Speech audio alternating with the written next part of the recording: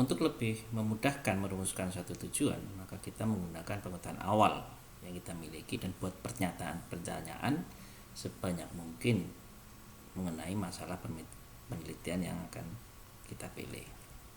Sebagai contoh misalkan, penelitian bagaimana menentukan percepatan gravitasi dengan bandul sederhana. Maka tujuannya hanya dibatasi adalah apa?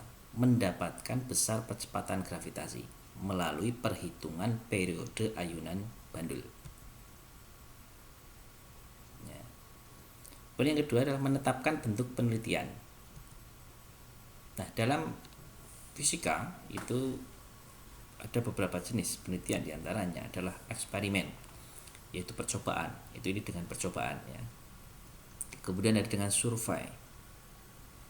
Kemudian ada tinjauan pustaka, ada rancang bangun, membuat prototipe. Kemudian ada bahasan teoritis. Jadi kita merumuskan tujuan penelitiannya dulu, kemudian menetapkan bentuk penelitian.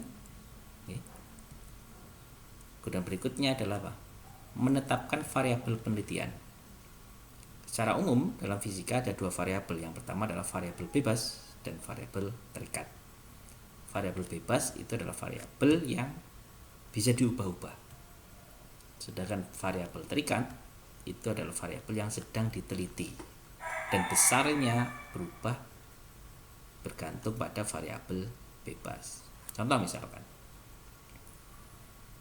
perumusan masalah bagaimana menentukan besar percepatan gravitasi dengan menggunakan bandul sederhana. Maka variabel bebasnya adalah panjang tali. Karena apa? Panjang tali ini yang bisa kita rubah. Misalkan 50 cm dirubah jadi 60 cm, atau bisa jadi nanti jadi 1 meter. Nah, variabel terikatnya adalah periode. Periodenya seperti apa? Ketika panjang talinya 60, periodenya berapa nanti?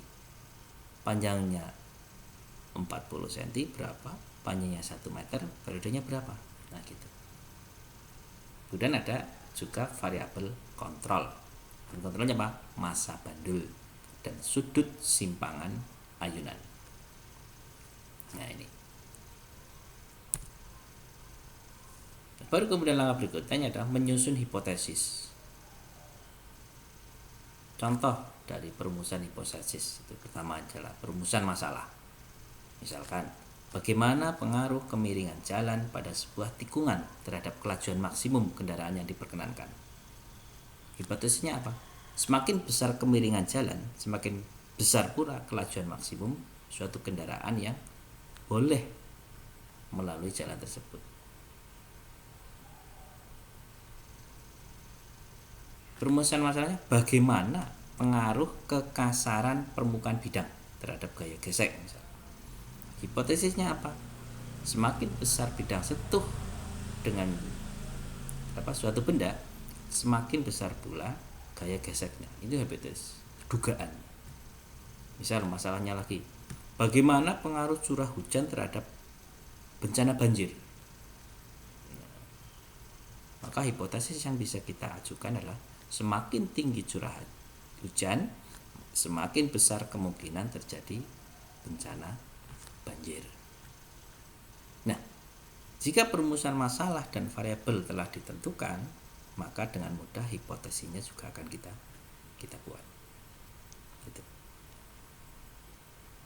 Baik, sampai sini saja pertemuan pertama ini. Silakan jika ada pertanyaan, silakan berkomentar di kolom komentar. Silakan ditanyakan. Baik, saya akhiri. Assalamualaikum warahmatullahi wabarakatuh.